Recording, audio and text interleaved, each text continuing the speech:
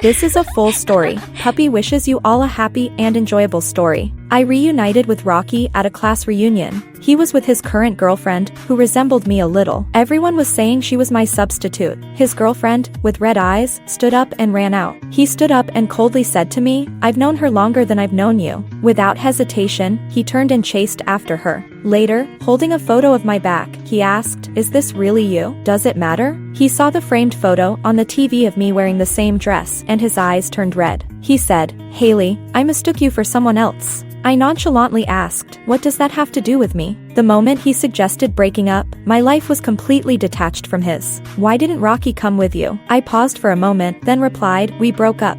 Back in the day, you and Rockey were the school's golden couple. How did you break up? We weren't right for each other. You two loved each other so much and still broke up. How can we believe in love now?" At the class reunion, everyone was lamenting the loss of my relationship with Rockey. 7 years ago, in my second year of high school, I was aggressively pursued by him, a transfer student. He entered my life in a forceful manner. He was handsome, and many girls loved him, but he never cared for them. He only loved me. To pursue me, he changed from a lazy, rebellious boy to one of the top 50 students. All because I once said I didn't like academic underachievers. He said he would change whatever I wanted. He gave up all his bad habits, no more going to clubs, no more smoking. He promised never to fight again. Even if others beat him bloody, he wouldn't retaliate. I couldn't help but scold him, calling him a fool for not fighting back when others hit him. He grinned and said he didn't want me to be angry and stop talking to him, so he didn't dare. Looking at his swollen face, I couldn't help but feel moved. I told him if we could get into the same school, I would agree to date him.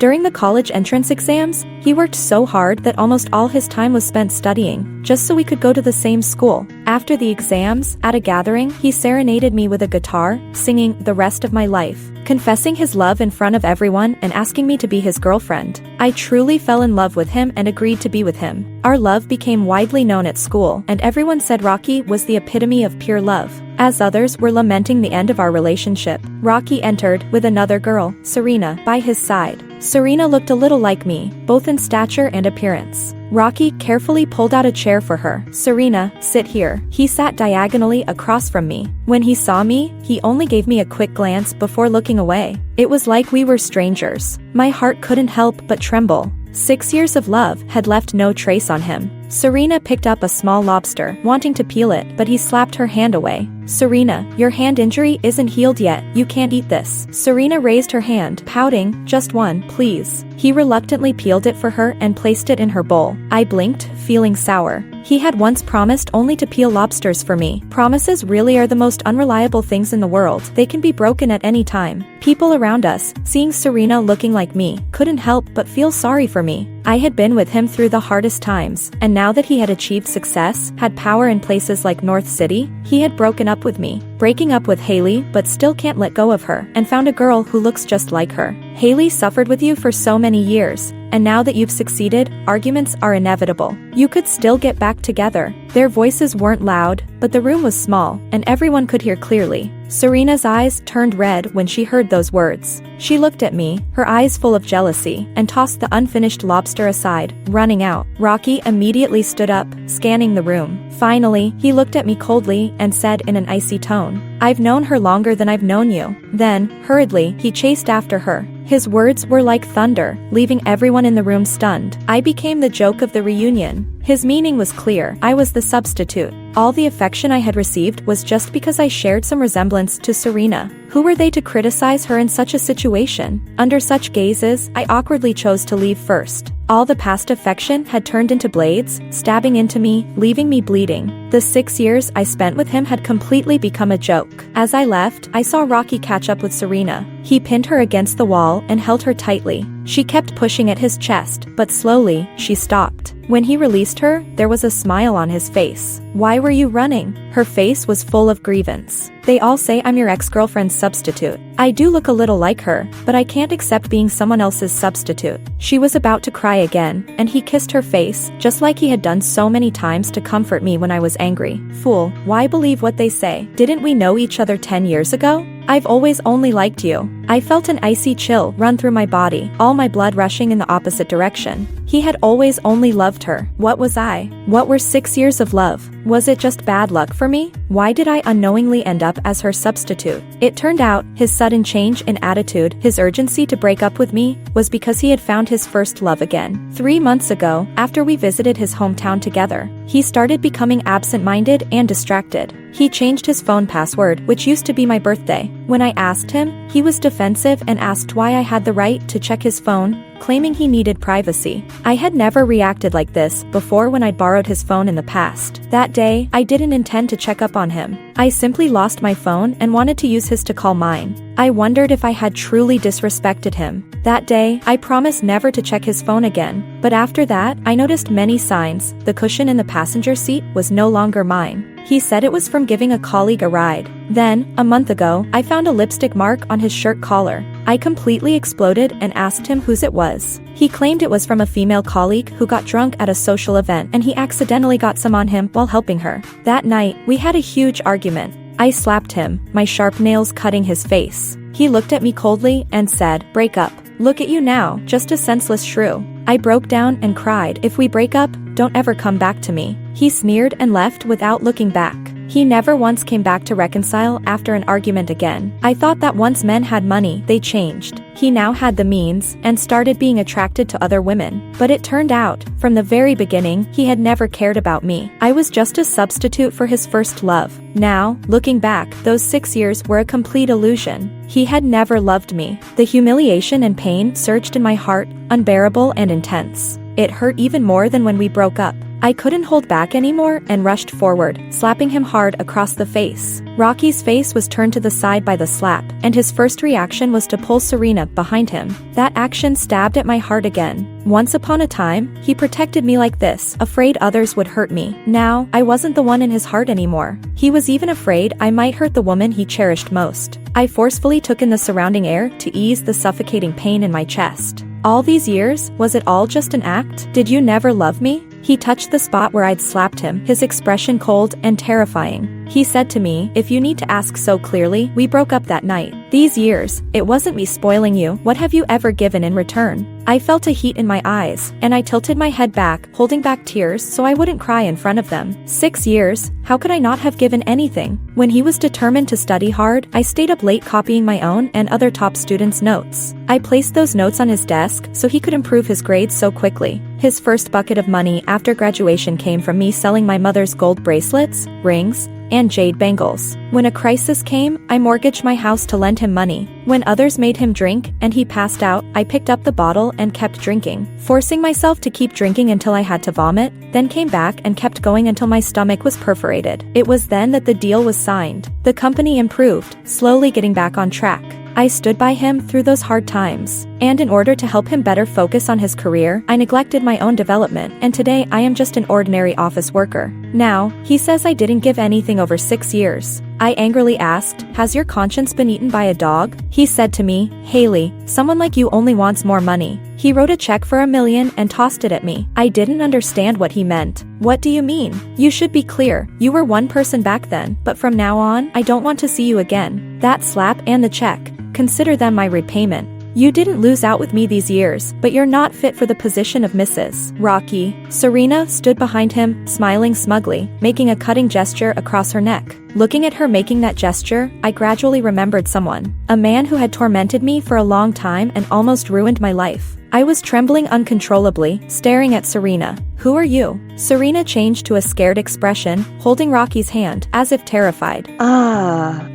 I'm so scared. I don't want to see her. I don't want to see her." He gently pulled her into his arms, comforting her. Rockey just glanced at me with disgust, turning his gaze away and sneering. "Stop acting. Do you really not know who she is? She's Tony's sister, the sister of the man you killed. Of course, a woman like you wouldn't have a heart. Don't ever let me see you again." With that, he grabbed her hand and walked out without looking back. He said not to let him see me again. But soon, we met again. He appeared in the box as our company's partner, bringing Serena along. Serena had become his secretary. It seemed that the compact powder and the lipstick stain on his collar were both from her, likely left on purpose to mark her presence. So I would lose control and voluntarily back out. Serena's gaze at me was icy, like a poisonous snake wrapping around my body, her hand holding Rocky's tighter, as if I were the real snake. Rockey frowned at me, his tone void of warmth. Your company really hires anyone. Looks like there's no need for a partnership. The boss is shrewd. When he said that, he was looking directly at me. After all, Serena looked somewhat like me.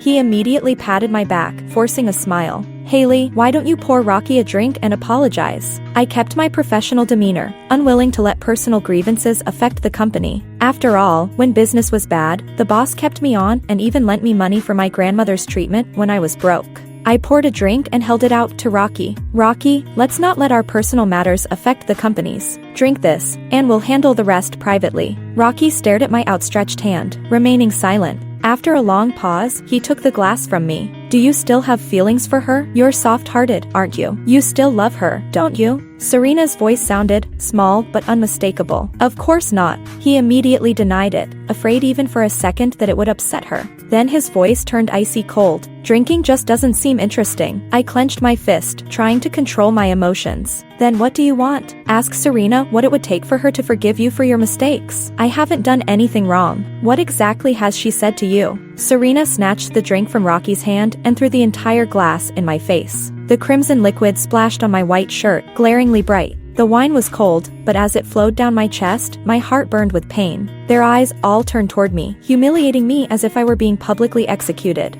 She, on the other hand, started trembling, as though she had received a great insult. Rockey pulled her tightly into his arms, glaring at the others in the room. His voice left no room for argument. Everyone, get out. He let me be judged by others, but didn't want her to lose face in front of them. Just before they left the room, she cried out in a breakdown. You seduced my brother, and when our family had no money, you abandoned him. You killed him. Why are you still showing up in front of me? I grabbed a bottle of wine from the table, ready to throw it on her, to make her wake up, to show her how dare she speak such nonsense. Tony and I were never in a relationship. Never. His death was his own fault. The bottle of wine never hit Serena. Rockey snatched it away and smashed it. The broken bottle cut my arm, and blood began to drip. He looked at my injured arm, unmoved, but cruelly grabbed my hand and demanded, "Do you dare raise your hand in front of me?" My chest filled with endless bitterness, and in a hoarse voice, I retorted, "Are you blind?" She started it. Why can't I defend myself? Shouldn't you just accept it?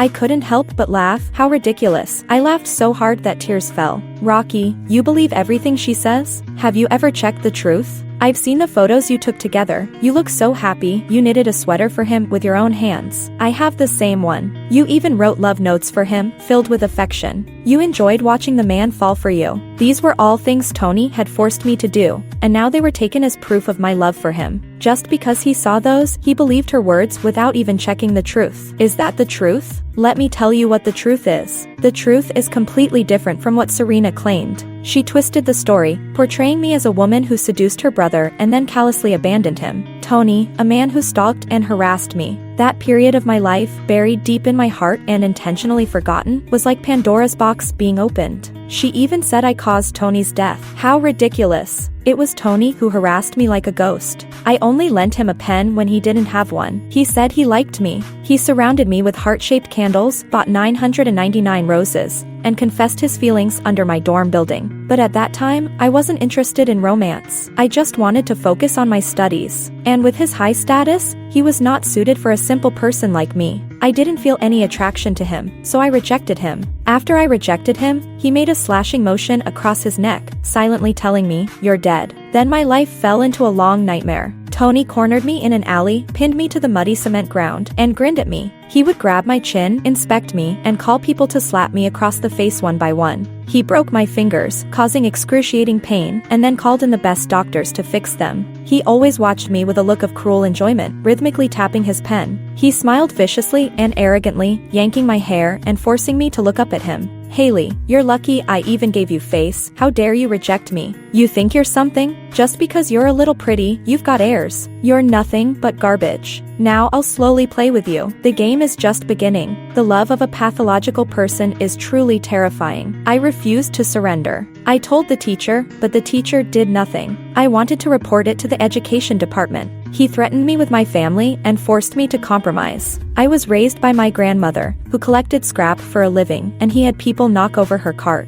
When I came home, my grandmother was lying in bed with a broken leg. She said she had tripped and fallen into a ditch. I knew it was Tony. He had just said the day before, since you're not afraid, I wonder if your old grandmother is enough for me to torment. I compromised. He forced me to publicly admit I was his girlfriend, forced me to take photos smiling. When my smile wasn't sincere enough, a fist landed on a hidden spot of my face. I numbly smiled over and over until he was satisfied. On Christmas, he wanted to receive gifts like any other couple, demanding I hand-knit him a scarf. On Valentine's Day, he expected me to write him love notes, fold them into stars. In the end, he died one rainy night when he came to meet me. He was hit by a truck and crushed to death. Serena's family soon followed suit and fell from grace. I moved from Haishur to Beicheng, starting a new chapter in my life. Isn't your brother supposed to die? You're lying.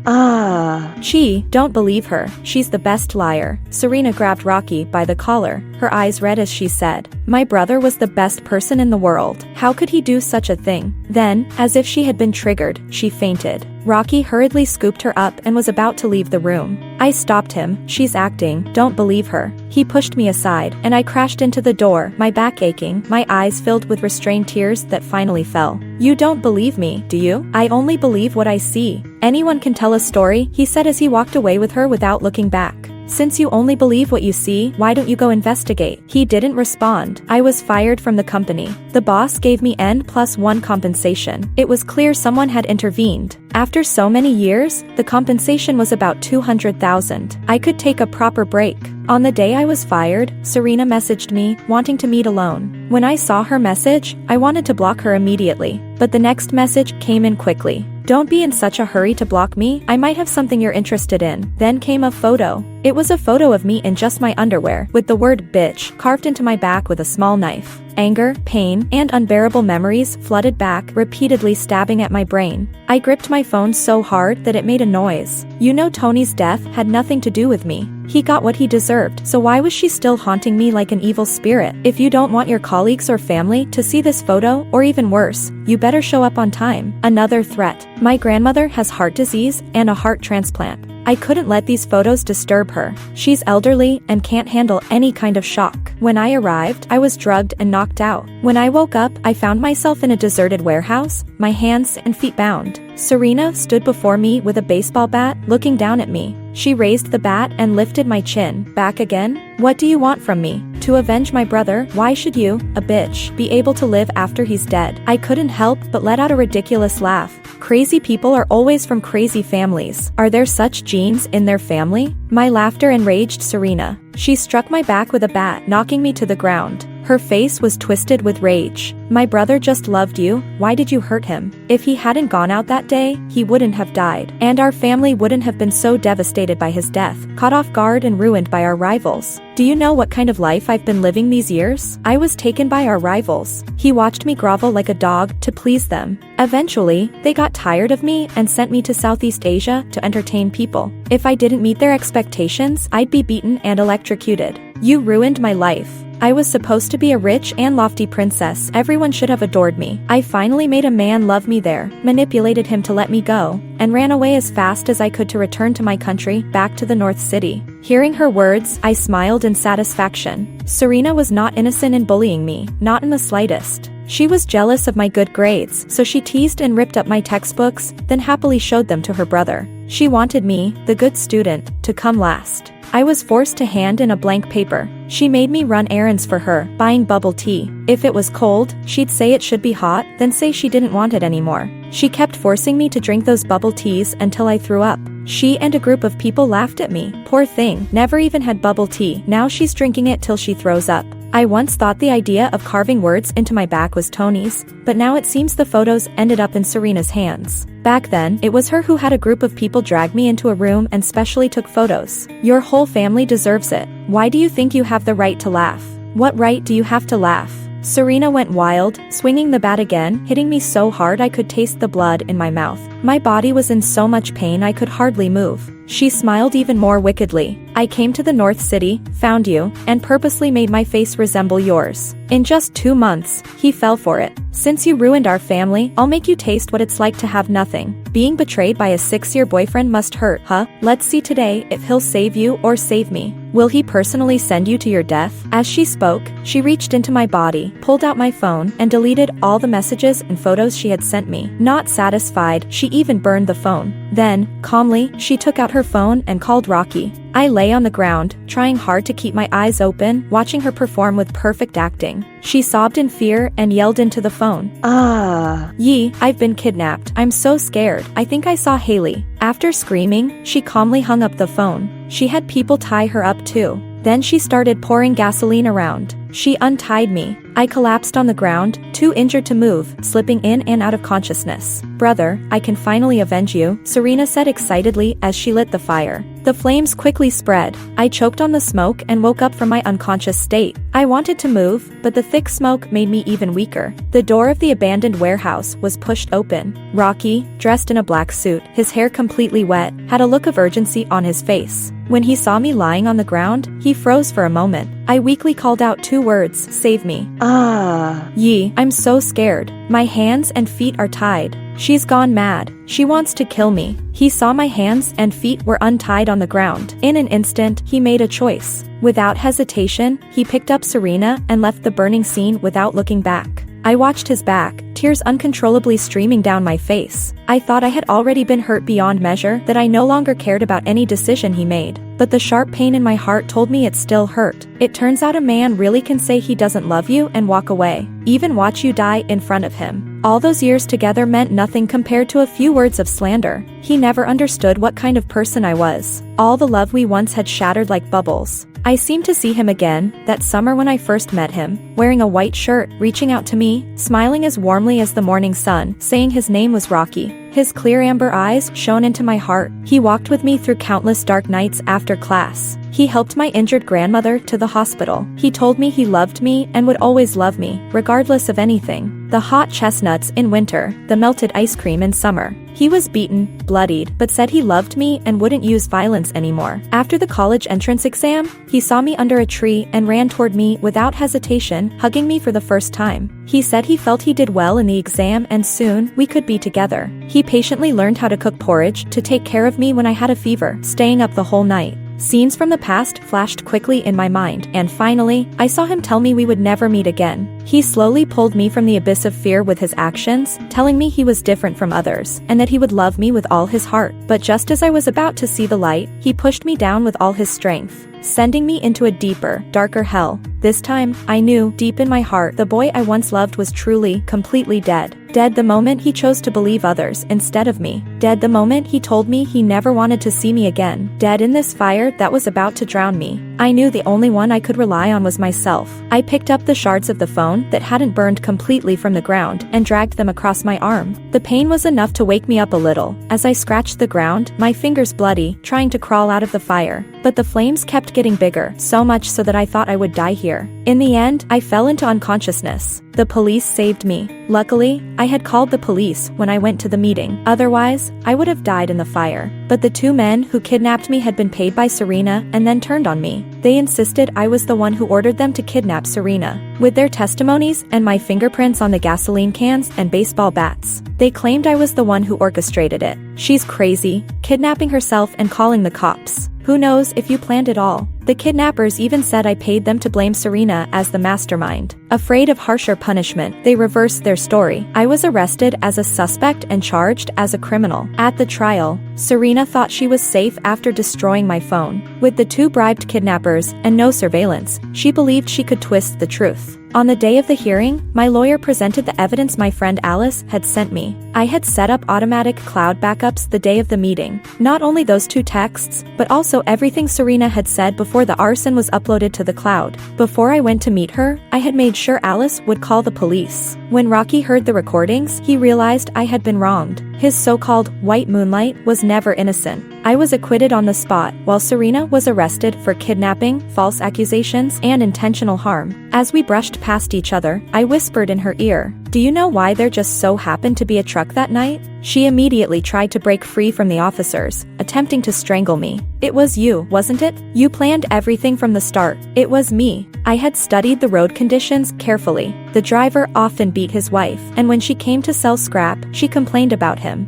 She said he drove that road every night on the 7th to deliver goods. But he was afraid of driving at night and would drink to gain courage, killing cats and dogs without care. I deliberately invited Tony that night, and the meeting place had to pass that spot. I had even observed the driver's route several times. I decided to give myself completely to him. He had already thought about it for a long time, and I always resisted fiercely. Just as I planned, he died that night at the hands of a drunken driver. This time, I wanted to end Serena once and for all. Otherwise, the photos she had would always be a ticking time bomb, threatening me and my grandmother. I knew she was also insane. She wouldn't simply meet me. The process nearly cost me my life. I shrank back, just as she had once done to me. The police immediately restrained her and pushed her to the ground, telling her not to move. In her panic, she grabbed a gun and fired, but fortunately, she missed. TSK, looks like another charge was added to her list. The prison will be her eternal home. When Rockey came to find me, I was sorting through some old photos. After seeing the photos I provided to the court, his face went pale.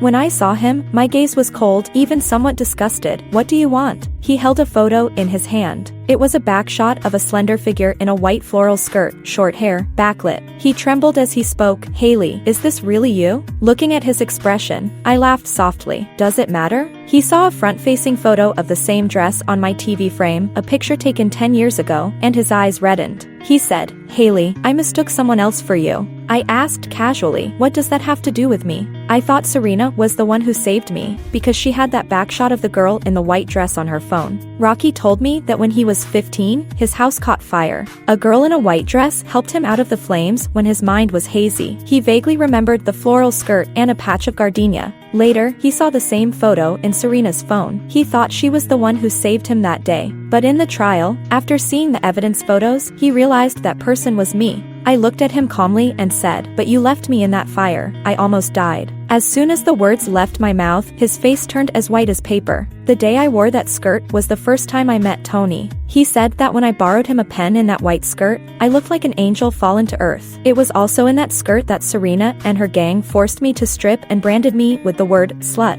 Since that day, I kept that skirt hidden away, even putting all the photos of me in that skirt in the storage room. But today, after the trial ended, I finally let go. I took out the photos I had hidden in the corner. What's wrong with the skirt? It's the evil people who are at fault. Even if I wore something else, they would still harbor bad intentions. I mistook someone else for you, but from beginning to end, I loved you, Hailey. I was deceived by her lies, which blinded me to the truth. I won't hurt you again. I'll pursue you again. No matter how long it takes, I won't give up. I was just too scared when I heard her lies, and that's why I kept avoiding you and cruelly broke up with you. Rockey grabbed his hair in pain, tears in his bloodshot eyes. The words, crocodile tears, floated in my mind. You really disgust me. You love me? Just because it wasn't me who saved you 10 years ago, you stopped loving me? Love isn't the same as gratitude. You just found an excuse for your infidelity. When you saw her, you fell for her. You fell for her younger body. And when you saw that photo, you convinced yourself that you had been mistaken all along. You didn't hesitate to have an affair with her, calling it repaying a debt. When the affair reached its peak, you made sure I saw the traces of it. And when I went mad, you found a legitimate excuse to break up with me. These 6 years we spent together can't compare to that one fleeting glance. If the person who saved you wasn't me, or someone else, like an old woman, would you love her? Your love is too cheap and too fickle. Just leave. Don't let me see you again. As he dejectedly turned to leave, I called out to him, and he turned back with hope in his eyes. Remember to transfer half of the company's shares to me. I've already asked a lawyer. And even though the money you gave me back then was only a verbal promise, the shares are valid.